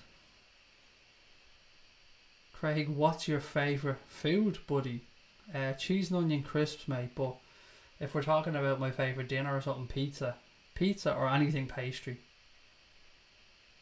Who will be top 3 at the Ballon d'Or? I'd say you're looking at Modric, Ronaldo, Salah. I'd say in that order. Although I wouldn't be surprised if if they went Ronaldo, Modric, Salah. I think United's front 3 got a higher rating than ours. Fuck off. That couldn't be true. If that's true, then the whole thing's a fucking joke. Honestly, like, I mean, jokes are jokes, but if United's front 3 all got a higher rating than our front 3, then whoever's doing the ratings of FIFA needs to go, put their head in the toilet and flush it a few times, because that is absolutely ridiculous. And Skipper Dog said, at least $1 billion extra a year with the FIFA Ultimate Team. Fucking hell. That is serious, Wedge. Fuck. That's a serious amount of money, isn't it? Jesus Christ. No, I'm sure he got a nice big bonus for that one, and rightly so. That Cruyff turn and the pass to Salah should get him a 90. German players will tell you how physical he is. And Joseph said, Brewster going balls out. Fair play to the kid. And Connor's going Modric, Ronaldo and Salah. So pretty similar. Keen Mooney said, what's up, Reds? Good evening, Craig. Nice to see you again. Nice to see you, Keen. Great to have you in the chat, mate. Thank you for joining us. Any more thoughts before we move on off this FIFA topic? We've a couple more things I still need to get through. I did say to you guys I had a packed agenda tonight, and I wasn't lying. I came prepared, did my homework yet again. Fellaini's got a higher rating than Salah. Fuck off. Fellaini's elbow's got a higher rating than Salah. I was going to say, man, that's a joke clearly, but if Fellaini had a higher rating than Salah, that would have been, I mean, that would have been beyond a fucking joke. Maybe Liverpool players are more likely to get informed cards where stats are boosted. Highly doubt Sanchez will get more than Mane or Salah, said Cameron. That's gone totally over my head, mate. Informed cards, no idea what that is. Right, guys, I want to get back to something I'd actually skipped on my agenda. So, Graham Souness has come out and given Liverpool squad a massive compliment. He said that this Liverpool squad is the best Liverpool squad that the club has had since the title-winning team of 1990. And coming from somebody like Graham Souness, who, you know, has been around, he's won a few things, has Mr. Souness, and he knows what he's talking about. So, for him to come out and say that this team is the best one since the title-winning side of 1990, that's a massive compliment. And I'd love to know how you guys feel about that. Now, I know we've got some viewers who are going to be a lot younger than me, and some viewers who may well not have even been fucking born in 1990, but Mr. Souness has pretty much nailed this. We've had some great players. We've had some good teams. We've won a fucking Champions League, of course, in 2005, but as a collective, as an overall squad, he could well be right. This could indeed be the finest Liverpool squad since we've won the title in 1990. Love to know your thoughts on this, guys. Is he perhaps putting some unnecessary pressure on Jurgen Klopp and the boys by coming out and saying this? Or are you looking at it from a positive sense? Is it the shot in the arm that the players might need to have that belief to go ahead and think, well, do you know what? He's been around, seen it. If he thinks we're fucking good enough, there must be something about us. Maybe we're underrating ourselves. Come on, guys, let's go. We can do this. Love to know how you're thinking about this one. I think a little bit of both is my answer to this. It's great to hear him come out and say it. It's great to hear him believe in Jurgen Klopp and the boys. At the same time, though, I do think it might put a little bit of undue pressure on the players, and I would lean more towards positive, though. I think it was a good compliment from Souness. I think it was meant in a nice way, but we are Liverpool at the end of the day, and going this long without a Premier League title or a top tier title is just not good enough. So he's probably seen some of the fucking dross we've had to put up with over the past 28 years. There's been some great teams. Roy Evans played some amazing football with Liverpool. Under Rafa Benitez, we were ranked number 1 in Europe at one point. We were every season in there or thereabouts, quarter-final, semi-final, finals of Champions Leagues. As I said, you don't get to be ranked the number 1 team in Europe by accident. So Rafa Benitez knew what he was at as well.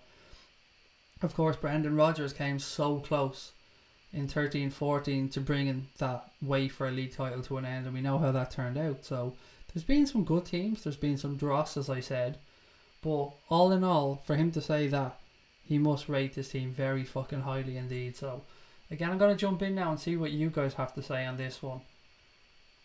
Mossy said, I'd agree as well. The closest might be 08, 09 or 13-14. Even at the 13-14 one, mate, I would say that there was some absolute superstars in that team, but as a collective, from like 1 to say fucking 24, whatever you want to call it, I think this team has a stronger bone or a spine going through it and stronger backup. Louis, talk to you soon, buddy. Thanks for joining on the stream. Keane said, I wasn't born myself in 90, but to know that a man of Souness calibre says such a thing, clearly proud of the new spine of Liverpool Football Club, our new front three. It's a good time to be a Liverpool supporter now. Very eloquently put, Keane, mate. Well done. And I agree. You're spot on in what you're saying there. It is great to be a Red at this moment in time. We do have a fantastic spine for the team.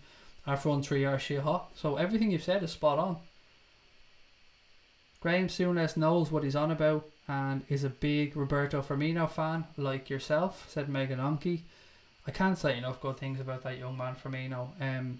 I know he hasn't had the greatest start to the season yet, but as I keep saying, even a 70% Bobby Firmino is still one hell of a fucking baller, and there's a lot more to come from the young man, both this season and of course throughout his career. It's been a privilege seeing him play for Liverpool so far. I've enjoyed having him at the club, I really have.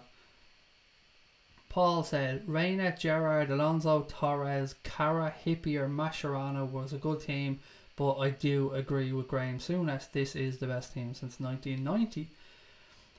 Lord of Decay reckons that 0102 team. I can't even remember who we had back then, but 0102. Is that the treble winning year under Houllier? Am I right in that one? Let me know, Lord of the Decay. My memory's shot when it comes to stuff like this. I think if Rodgers won the Premier League that year, it could have been different, said Joseph Reardon. That was... I said how much I enjoyed last year and how amazing it was to follow the Reds on that European journey and watch them evolve and watch them play some of the most attacking, swashbuckling football I've seen Liverpool play in my lifetime. But that season under Rodgers, 13-14, was... It was one hell of a ride, it really was. Didn't have the finish that we wanted. I don't need to remind you guys of that, but we did play some fucking amazing football that season. But this team are grinding out wins when we're not playing well. We've seen the start of the season, we haven't hit top form yet, and we've got 4 wins out of 4, conceded 1 goal, scored 9, coming off the back of a Champions League final last season, and we've only gone and improved the squad. So it's getting better and better and better. And the manager's here. We've got the greatest manager in world football as far as I'm concerned. And I mean bar fucking none. I would not change Jurgen Klopp for anybody. Nobody. Mossy said, our spine is made of steel now. There you go. Steel. Steel. Reinforced titanium motherfucking steel. Stealthful says, apparently the Brazil boys got a jet back into Anfield and training with the rest of the team today, should be fully fit for Saturday. Class. Thank you for sharing that news, mate. That is fucking quality. Great to have the boys back. Bobby Firmino as well. I can't wait to see him back on the field. Alisson, all the boys. Of course, our Brazilians actually went on international fucking duty, unlike Manchester City's, who for some strange reason weren't called up. Can't think of why that might be.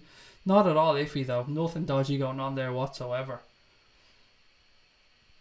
Patbot said, like Souness, I too think this team is going places and will only get better the longer they play together. And Niall said, couldn't have imagined our team like this a year ago when they'd no defence. SpongeBob and Moreno were playing. Great to be in the position a year on and to say this is our best team in a very long time. I'm trying to process that, mate, because it's only one fucking year, as you said. 1 year. And we've seen a massive turnaround. If you go back and think back, like Niall said, you think back to last year. And the narrative, every single game, every single article you read, every single performance that Liverpool put in, the article and the narratives always went around the fact that we're leaky at the back. It doesn't matter how good we are up front. We haven't got that defence to rely on. We can't shut out teams. That defence will come back to haunt us. It keeps coming back to haunt us. Virgil van Dijk won't solve this problem on his own. He's only one player. Yada, yada, yada. Well, guess what? Virg came in. Andy Robertson came up through the system. Well, I say the system. He came, like, brought in from Hull, but he came in, got introduced, got game time. Got playing with Virgil van Dijk. Van Dijk improved everybody around him. Hadn't even hit top form himself last season. And all of a sudden things start turning around. And guess what? Liverpool's defence is fucking mustard this season. Only conceded 1 goal in 4 games. As Niall said, that's one hell of a turnaround in the space of 1 year. And we're on the up and up. We're only going to get better. 0-1-0-2. McAllister, Alaves, Owens brace at Cardiff. Yep, that was a good year. Yeah, that was a beautiful treble that year, to be fair. I don't know how the players had the legs to get through that season. That was a particularly tough season for them. Yeah, fair play to them. That treble in the season was delicious. I'll never forget that final. That final against Alaves when we scored the golden goal. Nobody had a fucking Scooby-Doo. Half the players knew the game was over and the other half were going back to the halfway line to get ready. Thomas Boland said, I reckon FSG have their own plane. They probably do. There probably is a fucking corporate jet there, to be fair. I'll never forget the 5-4 win over Alaves, said Lord of Decay. Their jersey was absolutely fucking beautiful. And if I'm correct, I think that the Alaves jersey that season had all the season ticket holders' names on the shirt somewhere, or built into the shirt, into the fibre of the shirt. Nabil said, the Mirror reporting Fabinho on the bench on Saturday. Well, look, that's the step in the right direction, isn't it?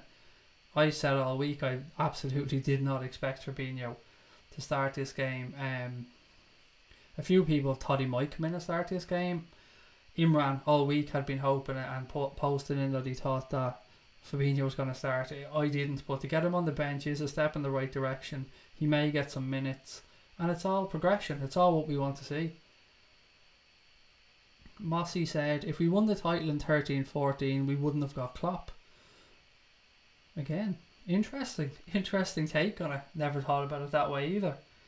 Yeah, all things happen for a reason. The road that we went down, everything we've went through led us to having Jurgen Klopp as manager. So, you know what, mate, when you're right, you're right. That may well have been the case. Damo said, Jesus, that Alaves game. Still don't understand that golden goal. It was fucking nuts, wasn't it? It was crazy, yeah. Oh, I thought we'd thrown it away at one point. It looked like we were going to breeze through that game. And we should have as well. We were clearly a better side, but we let them back into it. Got the extra time, but thank fuck we got over the line. That own goal gave us the... what was it called back then? Not the Cup Winners' Cup, not the Europa League. The fucking... What was the old school name for that? What was it? Not the Cup Winners' Cup. The UEFA Cup, sorry, yeah, the UEFA Cup. Also, Lloris is injured for 2 weeks, so we'll miss the Liverpool game. And I added this, Stealth didn't put that in. Hugo one too many, Lloris is injured, so won't play in this game, nor will Dele Alli. I'm Heung-min Son as well, or Hyung-Sung Min, I never know which way to say that. He of course is coming back from playing 8 games in 26 days for South Korea. After they won the Asian game, so he's going to be absolutely bollocksed as well. And Harry Kane looks knackered as well, so all fucking tickety-boo going into that Spurs game. Hugo Lloris sleeping off his hangover, said Megadonkey. I can already see people, I can see Spurs fans looking at this and going, did you dickheads forget about Firmino? No, we didn't, but that's been done, happened. We got ours. It's our turn to give it back now, so get fucked.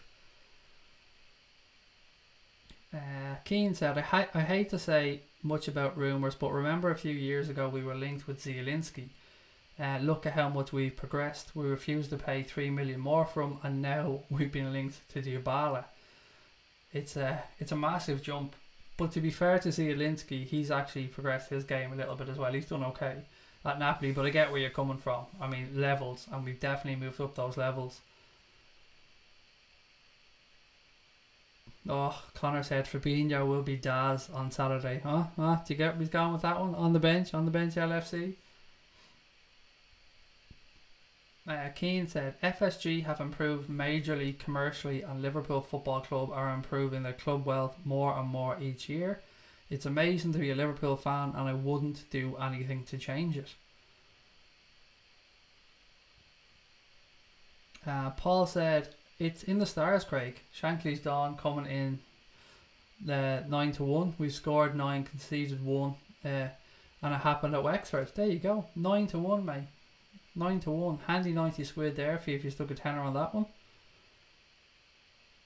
Patbot said, whereas last year we were relying on scoring more than 1, now it's just a matter of how many we can score, and we ain't fucking conceding too many, which is damn nice. How nice is it to be able to just grind out a win, a shitty 1-0 win or a 2-0 win, and know that our defence can bail us out or get us through a game if the forwards aren't quite on song. Damo said, what a signing Gary Mack was, the impact he had on the pitch and the influence he had on players, especially a young Stevie G. I think Stevie Gerrard has come out and said, as you've rightly said, Damo, that Gary McAllister was a massive influence to him, and he learned so much playing alongside him and watching him. And it's great that Gary McAllister had this time at the club. It's great that he's thought of as a legend at the club as well, even though he was only here for a short period. He's an absolute superstar, Gary McAllister. Love listening to him talk about the game, loved watching him, and of course loved that goal in the derby against Everton where he pinched about 20 yards with that free kick. And that free kick, of course, the one that got us into the Champions League for the first time. Thomas Boland said, I reckon that Lloris got suspended because he went out drinking, trying to cope with the nightmare scenario of facing our front three. Skipper Dog said, the Alaves game, I was full as an egg in Thailand. Which, if anybody doesn't know what the fuck he means there, it means he was absolutely fucking gee-eyed drunk in Thailand. Cameron said, it's about time teams and managers fear our squad. Tony said, Craig, who do you think has the best midfield in the Premier League? Ooh, that's a question, mate. That is a question. It's between us and Manchester City, in my eyes. Although you can't underrate Spurs midfield either. They have a pretty damn good midfield, but us, Spurs or Manchester City, I would say, mate. If I was to be pushed on it, I probably lean towards Manchester City. Maybe just a smidgen, but there's nothing wrong with our midfield at all. It's a tough one though, it is a tough one. It depends on what you like, I suppose. I think if you ask me this question in 6 months' time, when Naby Keita has had even more time to bed in, then I think we're going to see a big difference in the Liverpool midfield when he's fit, like fully fit and firing. I think, you know, we'll go up another level. But at this moment in time, I'd probably just side with City. Jari Litmanen was underrated, says Cole. He was, mate. He was class. I loved him. Definitely the best Finnish footballer of all time. Lloris silently suspended by Spurs. Hell yeah, said Mossy Wossy. No, mate, he's injured. Not suspended at all, he's injured. I'm over the moon as I've just got my new SALAH mobile phone case. I love it, said Vinny. Well in, nice one. Great to hear you're happy with it.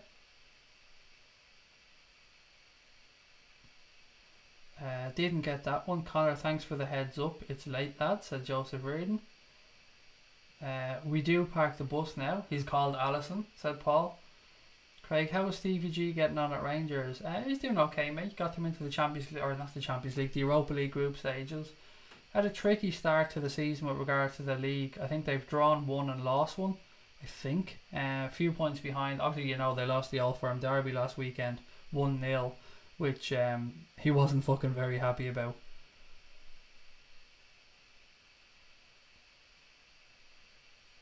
Cole said that Jari Litmanen brought something different into the midfield of that Liverpool team. And Tony said, do you not think Chelsea have a good midfield too? They're okay. For me, that Chelsea midfield are a little bit one-dimensional. They're all good passers of the ball and can move the ball, but they all do the same job very well, if you get where I'm coming from. I don't see any dynamism in that midfield or any depth like we have at Liverpool, different players being able to play in different positions, or almost specialists in each position is what you have at Manchester City. You've got, 3 specialists as central mids, where Liverpool you've got players that can play 3 or 4 different positions around the team. Manchester City as well, something similar. I just think there's a greater range of midfield options for Manchester City and Liverpool. Keane said, Liverpool have a free kick outside the box. Who would you pick to take the free kick? Stevie G, Trent, Risa, Aurelio, Suarez, Kite or Virgil? Suarez. Suarez for me, mate. Suarez followed by Stevie G with a special mention to Aurelio. But yeah, that would be the order for me. Steve Finn, lots of love for Stevie Finnan as well in the chat. Stig said, Lloris has injured his liver, so he does have an injury. Okay, so one last thing I wanted to finish up tonight's stream on, guys, and that is the news that well, there's 2 things actually. Sorry, Liverpool have, or look like they're about to bring in Jack Robinson, a new goalkeeping coach, to work alongside, and yes, I am saying the fucking phrase alongside and not instead of, John Achterberg. So he's worked at Manchester United before, and he's currently a goalkeeping coach with the FA, I think, or the English national setup, one or the other. But yeah, look, so he's coming in to help out with the goalkeeper coaching. When I first read the news, I nearly jumped up out of my seat with joy. I seen the news, Liverpool bringing in new goalkeeping coach, and I was almost doing the fucking stirrups dance in my sitting room. But then I kept reading, and it was to work alongside John Achterberg. Look, let's be honest about this. None of us really rate John Achterberg. We don't know John Achterberg personally, of course, but we've seen that no goalkeeper has progressed under him. So bringing in another goalkeeping coach can only be seen as a positive thing in my eyes. Naive, of course. Any manager that has spoken about John Achterberg sings his fucking praises. I've said this time and time again, but we as fans can only go on what we see, and I have yet to see a goalkeeper progress under his stewardship or under his coaching. So maybe bringing in Jack Robinson can benefit everybody. Maybe we'll see Alisson go to a new level. Even if he stays at the level he's capable of now, that's great in my eyes. I just don't want to see a fucking regression in a goalkeeper yet again. So interested to see how this goes. Look, it's early days. The deal's only in the pipeline at the minute. None of us really know that much about this Robinson guy, to be fair, nor the impact he might have at the club. But it's just a little bit of news I wanted to bring you guys as well. And moving on to the last topic, I did say there was one more thing I wanted to talk about tonight, and that's the news that Rangers had attempted to sign Dominic Solanke on loan in the summer, but Jurgen Klopp rejected it, and he said that no, I want to keep Dominic Solanke here at Liverpool Football Club.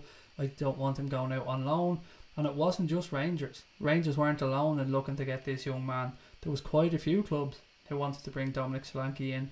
Lyon, Huddersfield, Aston Villa and Middlesbrough were all also linked with moves for Dominic Solanke.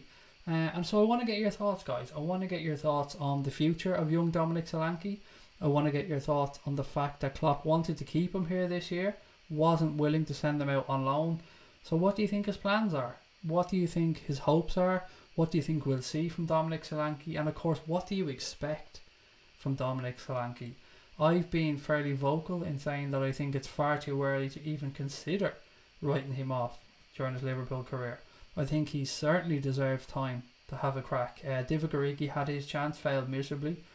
Daniel Sturridge, look, nobody can question Sturridge if he's not injured. He's absolute quality. Other than that, though, we've struggled. So Dominic Solanke, will he be the answer to all our hopes and dreams? I don't know.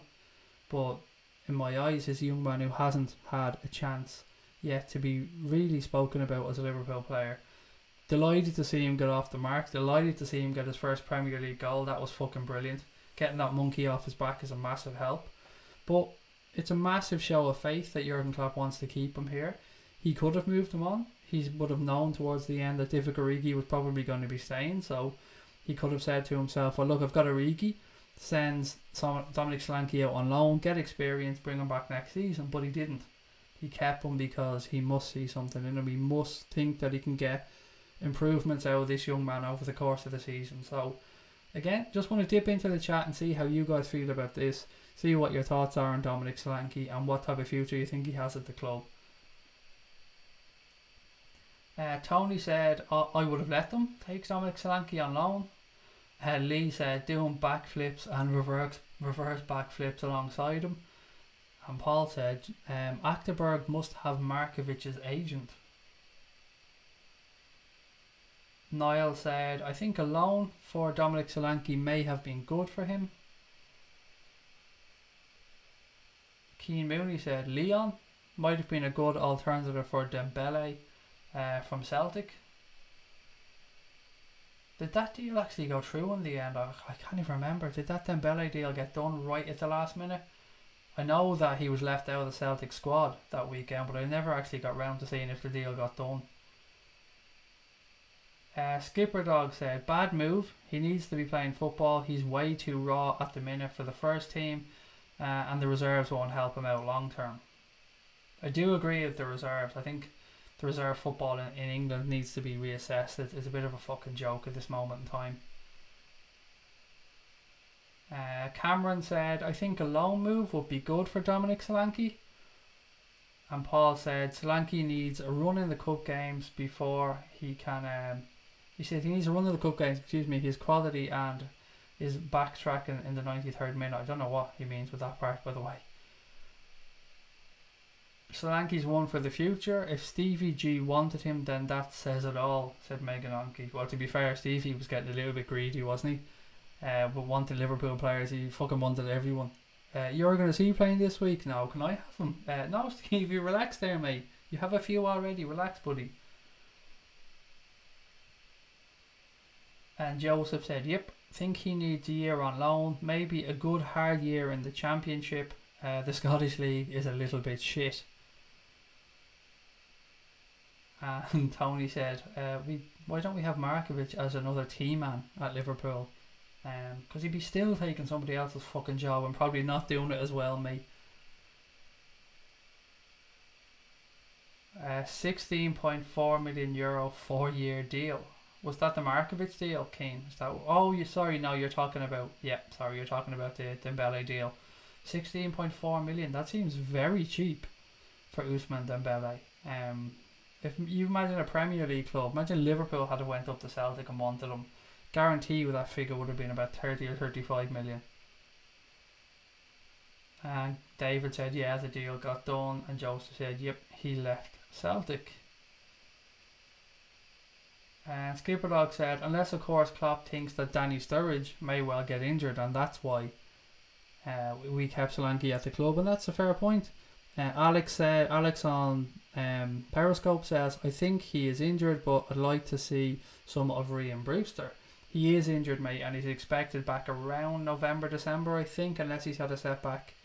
And like you, Keane, I'm really looking forward to seeing what Ryan Brewster has to offer. Don't want to put too much pressure on the young man, because he is fucking a young man. That sounded wrong. I did say that he is fucking a young man. Recapping what I said there, of course, that could be completely fucking misinterpreted. He is a fucking young man, is what I meant to say. Not he is fucking a young man. I don't know what his sexual life is. That's his own business. But at 18 years of age, he's got a bright future ahead of him. I spoke about him earlier on. A lot of clubs around Europe wanted to bring him in. And like Keane, I'm very interested to see how he gets on when he joins the Liverpool first team properly, like when he comes back from injury. Paul said, sorry about some of my comments. I'm dyslexic. No problem, mate. They're never having a go. I'm just, when I'm reading them in real time, sometimes I'm trying to figure it out as I'm going along. It's nothing on you, Paul, mate. Nothing about you whatsoever, mate. Markovic was in some retro trackies down the job centre the other day, said Ryan. What was he down there, just like throwing £50 notes in the air going, look at all you fucking pricks, and I'm at Liverpool sitting on the bench doing nothing. Here's £50 note for you, £50 note for you, £50 note for you. Thomas said, thoughts on Liverpool having a team in the lower leagues with promotion not an option, like in Spain, just to get players some game time. Yeah, as you said, it's not just Spain. There's a few more. I think Germany do it as well. Spain have Barcelona B, of course, and Real Madrid have, is it La Castilla or something like that, I think is their reserve or youth team or whatever the fuck you want to call it. I'm not sure, mate. It would be a bit unfair to clubs in those leagues, wouldn't it? Would it be a bit unfair to clubs already in, say, League 1? I'm not sure how high up the ladder they can go in Spain, but in England I'd imagine they wouldn't be let go past League 1 level. The Championship will probably be a level too far. It would be unfair to Championship clubs. I'm probably not the right person to ask about this. You're best asking somebody who supports a lower league club, because they'd know a lot more about the leagues, the struggles the clubs go through to stay afloat on there, and of course the struggles to bring in players. So there's a lot to think about when sometimes we as fans of Premier League clubs and top of the tier Premier League clubs often overlook some of the things that affect lower clubs, and you can understand why sometimes they're a little bit pissed off at the big boys, and rightly so. I mean, at the end of the day, we're all football fans. We all love the game. Whatever level it's played at, you want to see the game at its best. So it's a tough one. It's a tough one, and there's been lots and lots of ideas floated about, and none of them seem to have worked yet. They've done this thing now, haven't they, where they put some of the under 23 teams into the League Cup, and some of them didn't want to go in as well. Or is it the League Cup? It's the League Cup or some other cup that they've come up with that they put some of the other 23s into against League 1 clubs and stuff. But something major needs to be done, particularly if they're going to bring in this rule now where they're going to limit how many players a club can loan out. Then they're most certainly going to have to improve the lower tier football for the reserves. At the minute it's too hit and miss.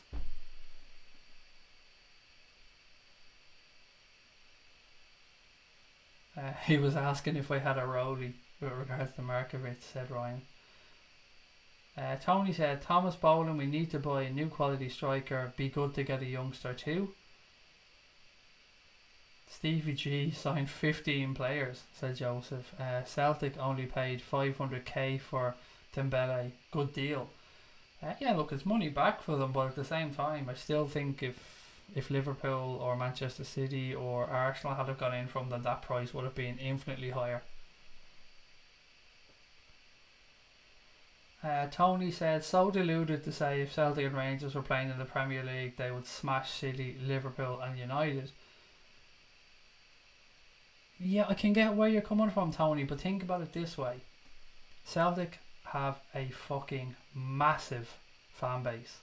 If they had Premier League money, Premier League TV revenue, with the gates that they get in the stadium as well, they may well be able to challenge. I'm not so up on Rangers, I don't know quite how big their fan base is, but from Celtic's point of view with the Irish backing and stuff they have, they would probably do okay in the Premier League if they came in and got a bit of that Premier League TV revenue. Joseph said, think Bobby and Sturridge and maybe Dominic, even Origi is ahead of Brewster. Don't see him getting much game time. Thoughts? Oh, I think he will. I think he will have been not guaranteed game time, Joseph, but when he stayed at Liverpool and signed that new deal, he would have had to have been shown by the manager the pathway for him through to the first team. He had no shortage of offers around Europe. He could have gone to Borussia Dortmund, Borussia Mönchengladbach. I can't remember some of the other clubs that Melissa already listed who were in from, but there was a lot of clubs around Europe wanted Ryan Brewster. So for him to stay at Liverpool, you would imagine that the manager would have sat him down and shown him that there is a future here for him and that he believes he'll make it in the first team. PC Benjamin has jumped in and said we should beat Spurs. Damn well hope so, mate. I really do. It would be a cracking result if you get the 3 points at Wembley at the weekend. Damo said, lads, it's Spurs. Relax. Calm down. Smash the like button, guys and girls, said Paul O'Connell, and please do. If you are watching the stream and you haven't yet, hit the like button, guys, or hit that thumbs up. Please take a second to do so. It does only take a minute. And of course, if you're watching the stream and it's your first time with us, you're very welcome. Please hit that subscribe button as well. We want to reach as many reds as we can, and hitting that subscribe button lets us meet and greet more new reds. It's as simple as that. It sounds really simplistic, but it is. We want to become the biggest Liverpool community fan channel out there. So in order to do that, we're going to need your help, guys. So do keep hitting that like button, and of course giving us that thumbs up and spreading the word, most importantly. Don't forget to subscribe as well, said Keane. There you go. Took the words right out of my mouth. Tony said, I suppose so, Craig, but it doesn't compare to how big Liverpool, United and Arsenal. No, I'd agree with you there. They wouldn't have quite as big a fan base around the world, but over the course of a few years, maybe a few is a bit simplistic, 10, 15 years, they'd probably build that up, particularly with the atmosphere that you get at Celtic Park. It's quite special. If you think Liverpool are good, and we are, Celtic fans are pretty damn good as well. And look, before I get Rangers fans coming in at me saying, yeah, they sing sectarian songs, they sing this, that and the other, I don't give a fuck about religion. I don't give a fuck about things like that. I'm talking about purely from an atmospheric point of view. They sound fucking kick-ass. The stadium looks amazing, and they can make one hell of a noise. Will you ever do a phone-in show, said PC Benjamin. We sort of do already, mate. We take phone-ins, or we take callers for post-match shows. So when we do the watch-alongs, we take a little break and we come back with what we call Good Cop, Bad Cop, which is our post-match show. And we do take call-ins as such on that.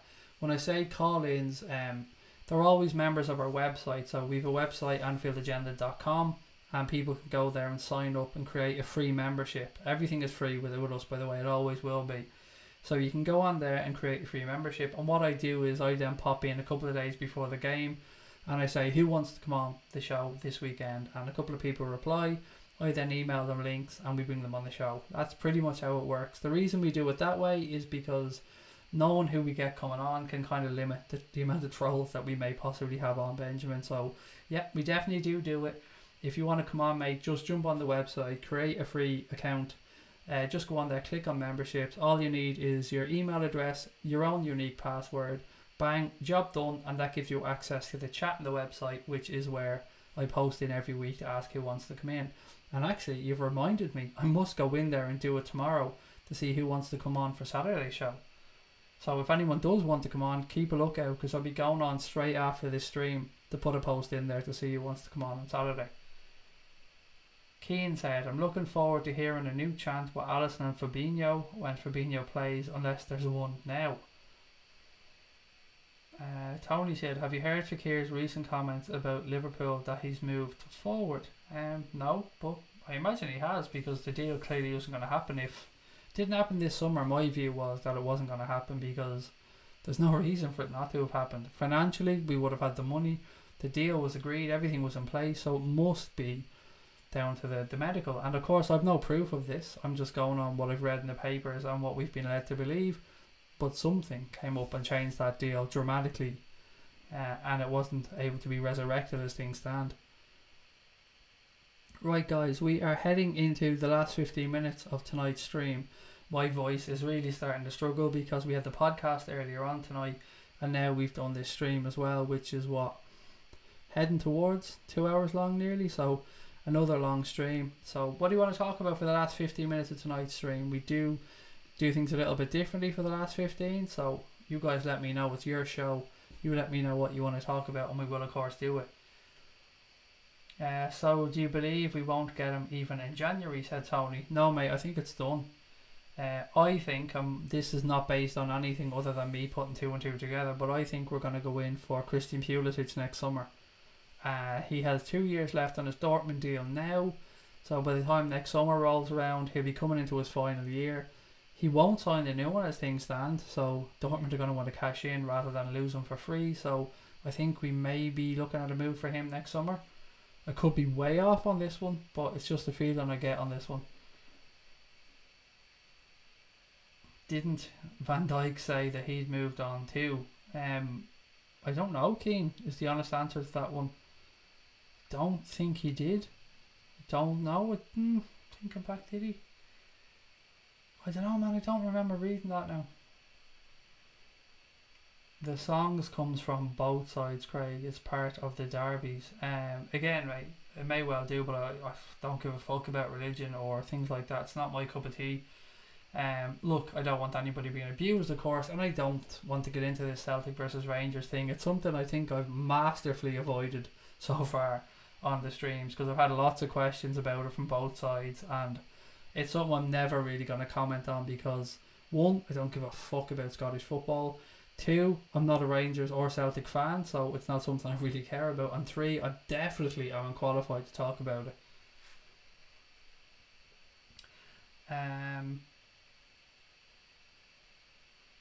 I think there's better midfielders than Pulisic, just saying.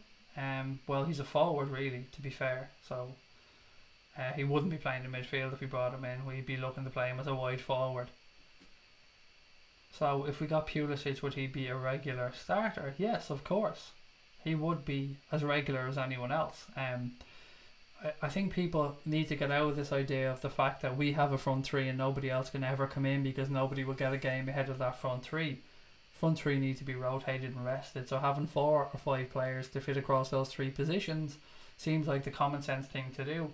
It's what most big clubs around Europe do. So for us, it should be no different. We should have 2 players in every single position. What's the Rocky team that you said earlier on? What was the question again?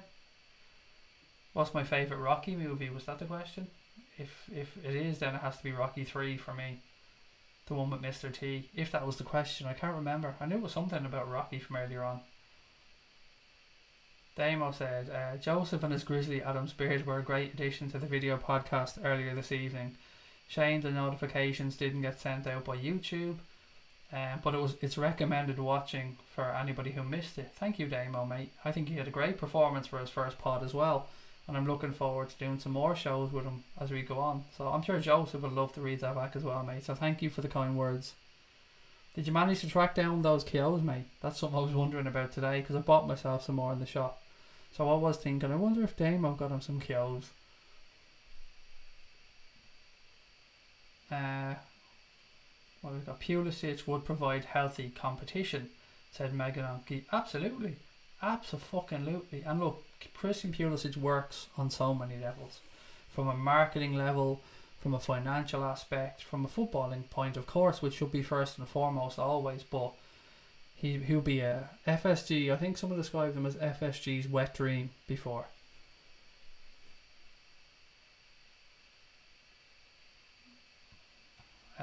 Cameron said, I'm going to be off, guys. Nice one for joining us, Cameron, mate, and we'll chat to you really soon. Stream, what I can see, how long have we gone on this stream? It's another long one, guys, which is good. I'm not complaining. So what, an hour and 48 minutes, so we're heading towards the 2-hour mark again. Anything else I've missed in the chat?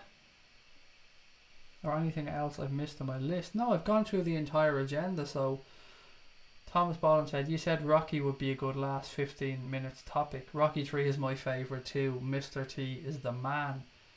It's a fucking great film. I just remember him saying to Adrian, if you want a real man, if you want to get a real man, come see me, train, come see me. Although he didn't sound like that. He didn't sound like a fucking idiot, but you get where I'm trying to go with it. Haven't had a chance to get some KOs, Craig, but it's high on my to-do list. Defo get them, man. And don't be, don't let yourself be fooled by the shamrock flavoured ones or the salt and vinegar. It's all about the cheese and onion, Damo. Keane said, I'd like us to sign another Brazilian forward. Could be a young lad to go under Firmino's wing. Tony said, you're right there, Craig. If we only have our best 3 and one gets injured, then we can't always have the same. You can't play your best. You have to rest them to be a top squad.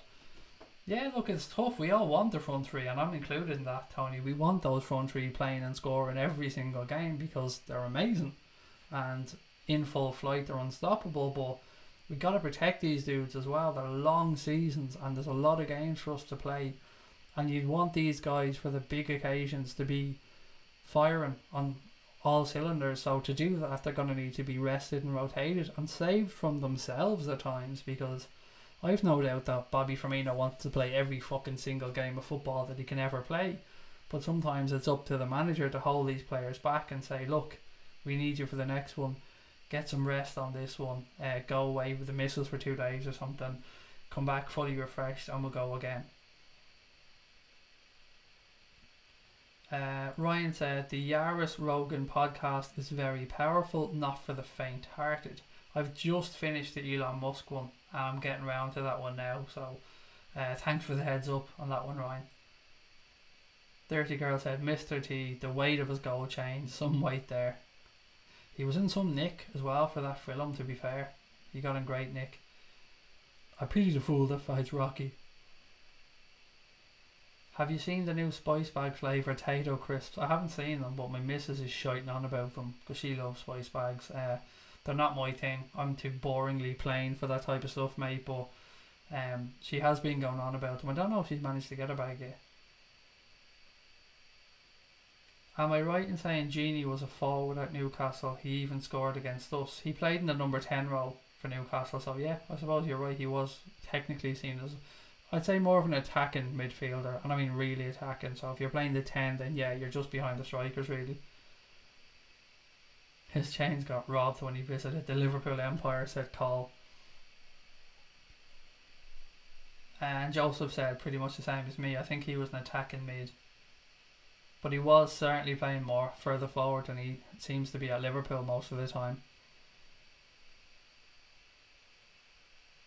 Keen, thank you for joining, buddy. We'll catch you really soon. And guys, look, before you go, don't forget we will be doing a watch along for the Spurs game. We'll be starting at midday, and then that night we'll be doing our first ever boxing watch along for the Triple G Canelo rematch. So if you're into boxing, hope you can join us for that one.